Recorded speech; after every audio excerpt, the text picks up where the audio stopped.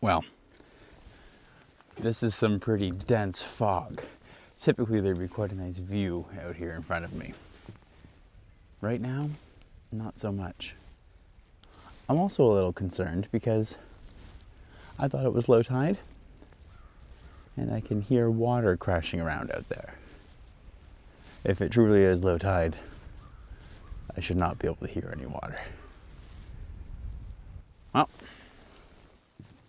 I will scurry along the trails here along the coast and see if I get another vantage point, or if everything goes to plan, I might be able to get all the way down to the ocean floor.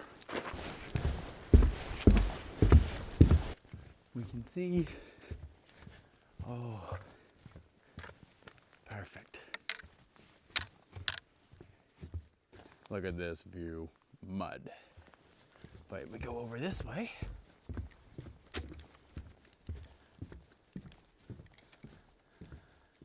This is more representative of what I'm hoping to capture today. Interesting rocks with cool erosion patterns, trees on top, textures down in the sand. There's no image here, but the further I head down the cliffs, I'm sure I'll get better vantage points.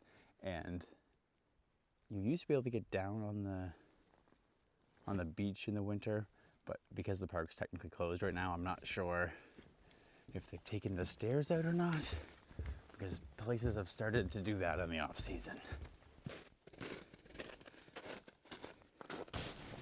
So I've made it, and it's definitely low tide.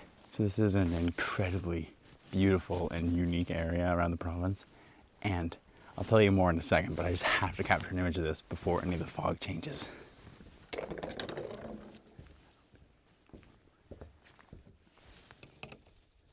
So I've lined up a super simple composition here, but I'm super happy with it. We have these, I'm going to call them sea stacks. They're technically teapot rocks, but they're gorgeous. They're just formed by erosion over the time. And they have some nice green trees on the tops of them. They have really interesting curves and shapes. And then in the foreground, bottom of the image, you can see the muddy beach. And there's nice greens and textures, and there's a tree framing the left-hand side of the image. And then the fog just adds a whole bunch of separation and depth to the image. Super simple, 30th of a second exposure, f10, ISO 160, focusing on the stack in the center. And there you go. That's all it takes.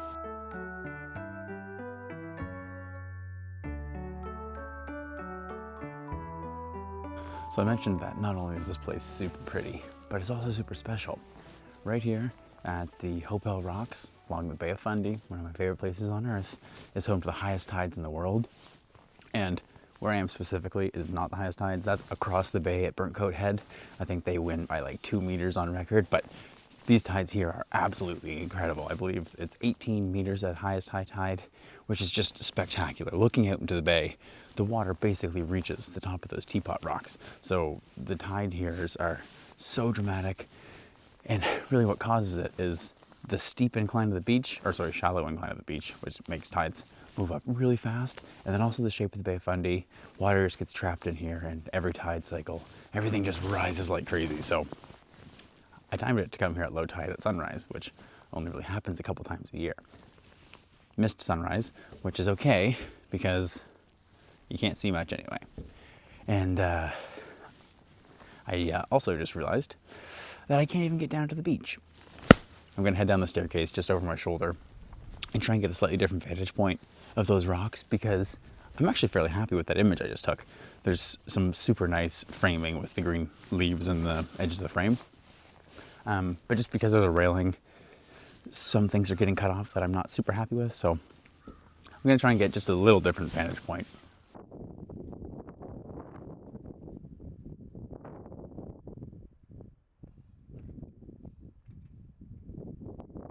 I gotta stop leaving my bag lying all over the place. There's only my whole life worth of everything in there.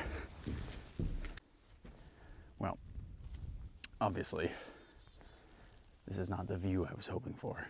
I was hoping to be way down there, except I don't know why, but the province has decided that everything should be shut down in the winter.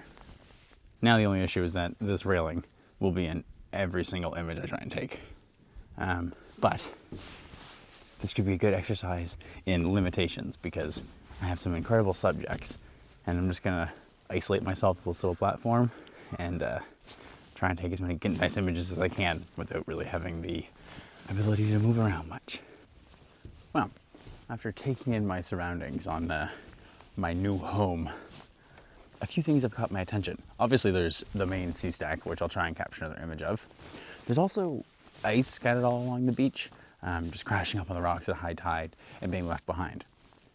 It's not particularly pretty ice because it's all brown and red and just full of silt and clay and dirt. It's not pretty, but it's unique.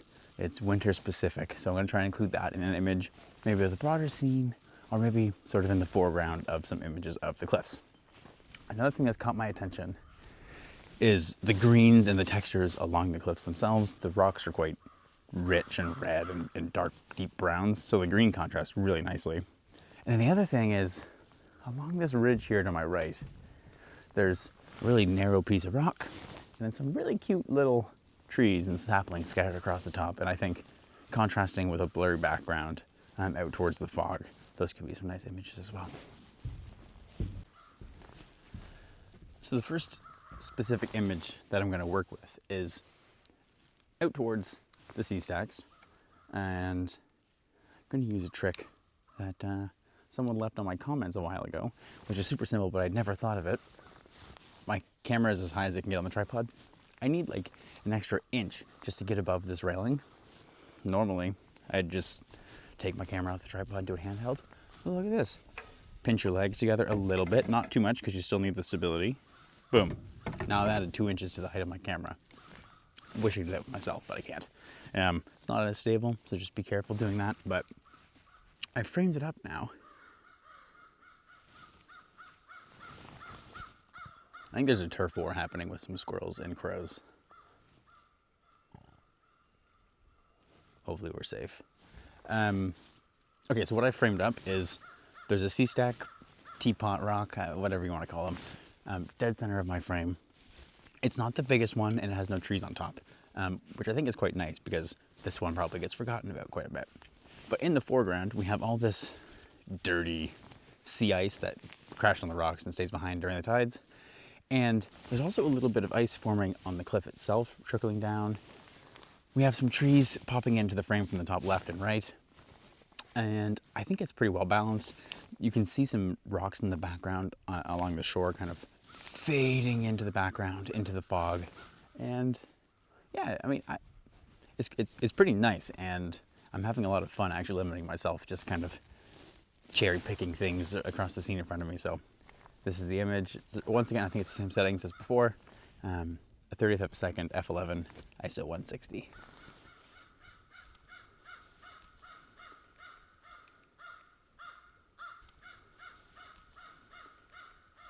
Longer lens, 55 to 200's been put on. Now I'm just gonna cherry pick some more textures. So there's those little trees over to my shoulder that I mentioned before. And they look quite cool. Just the way they're positioned with the ice in the background. They almost look like they're their own little forest, which I think is really cool.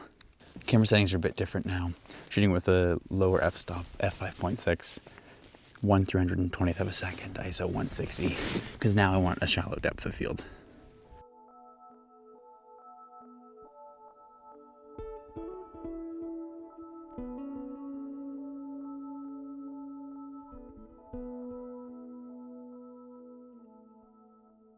One more image I want to capture of that same ice I was mentioning that's just absolutely motoring. That's awkward.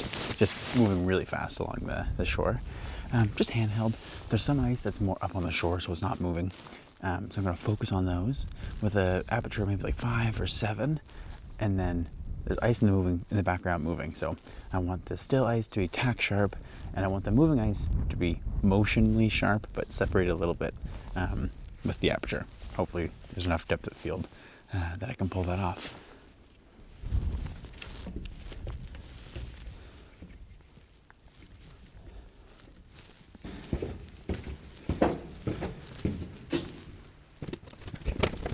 So these are the stairs I can't get down.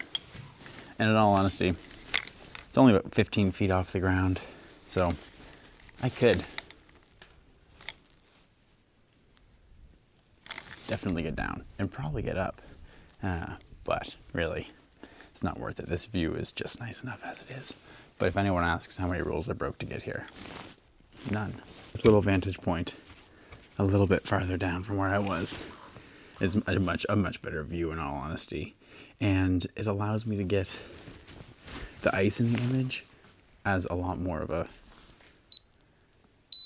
interesting element. This is definitely my favorite image of the morning. And vertical composition, 1/80th of a second, f11. I'm trying to do it all in one exposure, ice in the foreground, focusing on the teapot rocks. You can see 4 distinct structures, cliff coming in from the right-hand side of the image, blown out white background from all the fog, and yeah, this is the one of the morning for sure.